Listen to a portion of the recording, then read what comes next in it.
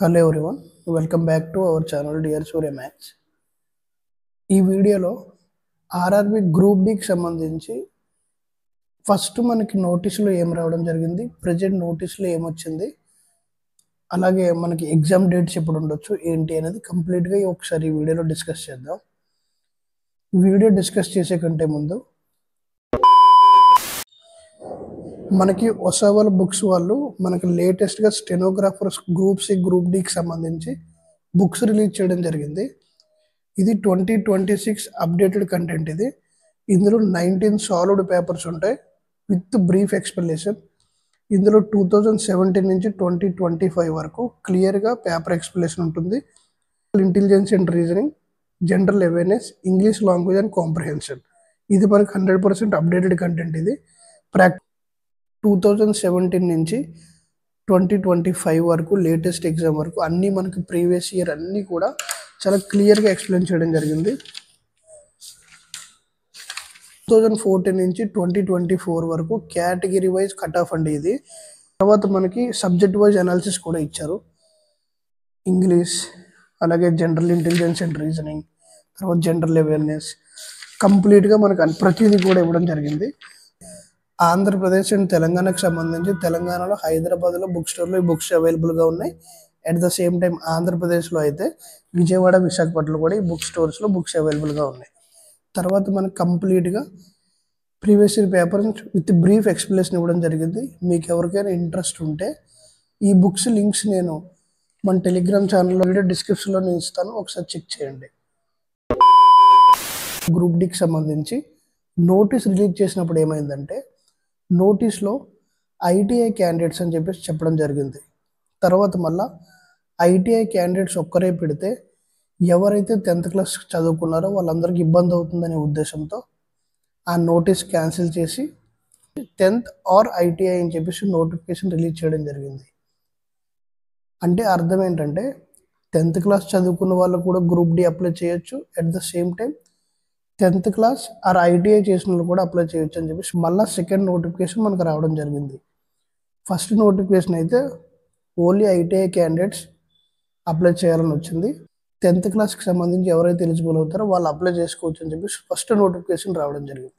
Second notification ఏమైందంటే లేదు 10th ఒకటే పెడితే రైల్వేకి సంబంధించి ఏదైనా 10th క్లాస్ మీద ఎగ్జామ్ ఏదైనా ఉంది అంటే అది ఆర్ఆర్బి గ్రూప్ డి ఒకటే. సో మన 9th క్లాస్ చదివిన వాళ్ళు ఎగ్జామ్ రాయలేరనే ఉద్దేశంతో సెకండ్ నోటిఫికేషన్ రిలీజ్ చేయడం జరిగింది. సెకండ్ నోటిఫికేషన్లో ఏమైందంటే 10th ఆర్ ఐటీఐ ఇవ్వడం జరిగింది. అప్పుడు ఐటీఐ వాళ్ళు ఏం చేశారంటే కోర్టులో కేసు వేశారు. కోర్టులో అంటే క్యాట్లో కేసు వేశారు. క్యాట్ అంటే ఏంటంటే ఏదైనా సర్వీస్కి సంబంధించి మనం త్వరగా రిజల్ట్స్ రావడం కోసం మనం వెళ్ళి క్యాట్ అనే కోర్టులో మనం పిటిషన్ వేయొచ్చు. అందులో వేయడం వల్ల యూజ్ ఏంటి అంటే మనకు ఫాస్ట్గా జడ్జిమెంట్ వస్తుంది. అట్ ద సేమ్ టైం ఏదైనా జాబ్స్కి సంబంధించి సర్వీసెస్కి సంబంధించి మనం ఫాస్ట్గా రిజల్ట్ రావాలంటే అందులో కేసులు వేయడం జరుగుతుంది. అలానే ఈ ఐటీఐ వాళ్ళు ఎవరైతే ఉన్నారో వాళ్ళకి సంబంధించిన వాళ్ళు వెళ్ళి కోర్టులో కేసు వేశారు క్యాట్లో. సో దీనికోసం ఇన్ని డేస్ కోర్టులో కేసు పెండింగ్లో జరిగింది. పెండింగ్లో ఉండడం వల్ల మనకు ఆర్ఆర్బి ఏవైతే గ్రూప్ డి డేట్స్ ఇచ్చిందో ఆ డేట్స్ ఇంకా కరెక్ట్ కాదు అని చెప్పేసి కోర్టులో కేసు ఉండడం వల్ల పెండింగ్లో ఉండిపోయి తర్వాత రీసెంట్గా మొన్న నోటీసులు ఏమైందంటే 17th నవంబర్ నుంచి డిసెంబర్ వరకు గ్రూప్ డి ఎగ్జామ్స్ జరుగుతాయని చెప్పేసి రైల్వే ఒక నోటీస్ రిలీజ్ చేయడం జరిగింది.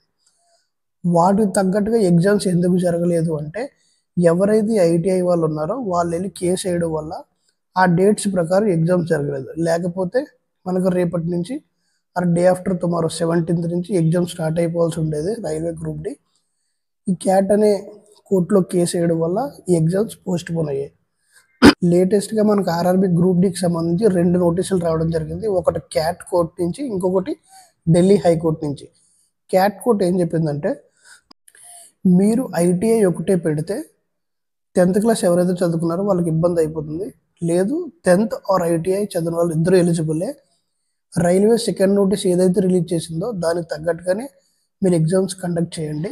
ఎటువంటి క్యాట్ కోర్ట్ మనకి ఎప్పుడైతే జడ్జిమెంట్ రివీల్ చేసిందో లేదు క్యాట్ ఏదైతే జడ్జిమెంట్ ఇచ్చిందో ఇది కరెక్ట్ కాదు, మేము ఢిల్లీ హైకోర్టుకి వెళ్తాం, ఢిల్లీ హైకోర్టులో పిటిషన్ వేస్తామని చెప్పేసి వాళ్ళ మళ్ళా వెళ్ళి ఢిల్లీ హైకోర్టులో పిటిషన్ వేయడం జరిగింది. ఢిల్లీ హైకోర్టులో ఏమైందంటే కేసు కొట్టివేయడం జరిగింది. ఎందుకు అంటే మీకు 10th క్లాస్ కాకుండా ఓన్లీ ఐటీఐ పెడితే ఇండియాలో చాలా తక్కువ మెంబర్స్ ఉంటారు కాబట్టి ఎవరైతే 10th క్లాస్ చదువుకున్నారో వాళ్ళు ఇంక ఏ ఎగ్జామ్ రాయలేరు రైల్వేకి సంబంధించి. కాబట్టి ఈ నిర్ణయం ఢిల్లీ హైకోర్టు కొట్టేసింది. సో ఇది కంప్లీట్ ఇన్ఫర్మేషన్. మనకు ఫస్ట్ నోటిఫికేషన్లో ఓన్లీ 10th ప్లస్ ఐటీఐ అని వచ్చింది. తర్వాత నోటిఫికేషన్లో 10th ఆర్ ఐటీఐ అని వచ్చింది. ఇప్పుడు మనకి ఎగ్జామ్స్ ఎలా జరుగుతాయి అంటే సెకండ్ నోటిఫికేషన్ ఏదైతే వచ్చిందో 10th ఆర్ ఐటీఐ ఆ విధంగానే జరుగుతాయి. ఇప్పుడు ఎగ్జామ్స్ ఎప్పుడు ఉండొచ్చు అనేది డిస్కస్ చేద్దాం. మనకు నార్మల్గా అయితే November 17 నుంచి December ఎండింగ్ వరకు ఎగ్జామ్ జరుగుతాయని చెప్పేసి మనకు నోటీస్ రావడం జరిగింది.